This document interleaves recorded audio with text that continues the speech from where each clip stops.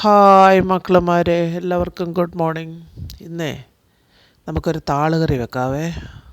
അതിന് വേണ്ടി ഒരു താള് വെട്ടാൻ കണ്ട ഇതേവണ്ണം വെട്ടിയെടുത്തിട്ട് നല്ല അടിപൊളി താള് കറിയാണ്. നല്ല ടേസ്റ്റാണ്. ഇതേവണ്ണം കട്ട് ചെയ്യണം കേട്ടോ.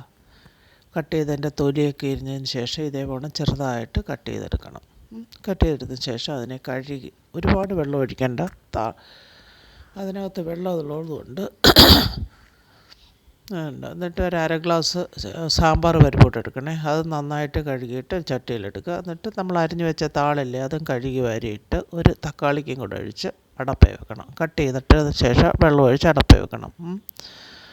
അടപ്പേ വെച്ച് അടച്ച് വെച്ച് വേവിച്ചതിന് ശേഷം അതിന് അരയ്ക്കേണ്ട ചേരുവക എന്ന് പറയുന്ന 3 പച്ചമുളക്, കുറച്ച് വെളുത്തുള്ളി, പിന്നെ തേങ്ങ, പിന്നെ മഞ്ഞൾപ്പൊടി, ജീരകപ്പൊടി, കുരുമുളക് പൊടി, ഉപ്പ്,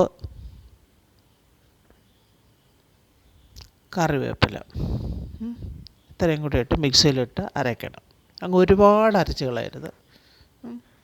അതിന് ശേഷം വെന്തിരിക്കുന്ന ഇതിനകത്തോട്ട് നമ്മൾ ഇപ്പോൾ താള് വെച്ചില്ലേ, അതിനകത്തോട്ട് ഇട്ട് ഇളക്കി പാകത്തിന് ഉപ്പൊക്കെ ആക്കി അതിനെ ഒന്ന് തിളപ്പിക്കണം. തിളപ്പിച്ചതിന് ശേഷം അടച്ചു വെക്കുക. അതിനുശേഷം ഒരു ചീനച്ചട്ടി അടപ്പേ വെച്ച് അതിനകത്ത് കടുക് വറക്കണം. കടുക് വറക്കാനായിട്ട് സ്വല്പം കടുക് ഇട്ട് കടുക് പൊട്ടിയതിന് ശേഷം ചുവന്നുള്ളി, വെളുത്തുള്ളി, ഇഞ്ചി ഇത്രയും കൂടെ കടുക് വറുത്ത് അത് മൂത്ത് വരുമ്പം കുറച്ച് തേങ്ങയും വറ്റൽമുളകും കൂടെ ഇട്ട് മൂപ്പിക്കണം. അതോടൊപ്പം കുറച്ച് കറിവേപ്പിലയും കൂടെ ഇടണം.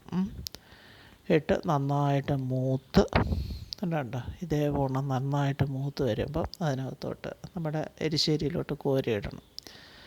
കോരിയിട്ട് 5 മിനിറ്റ് ഇതിനെ അടച്ചു വയ്ക്കണം.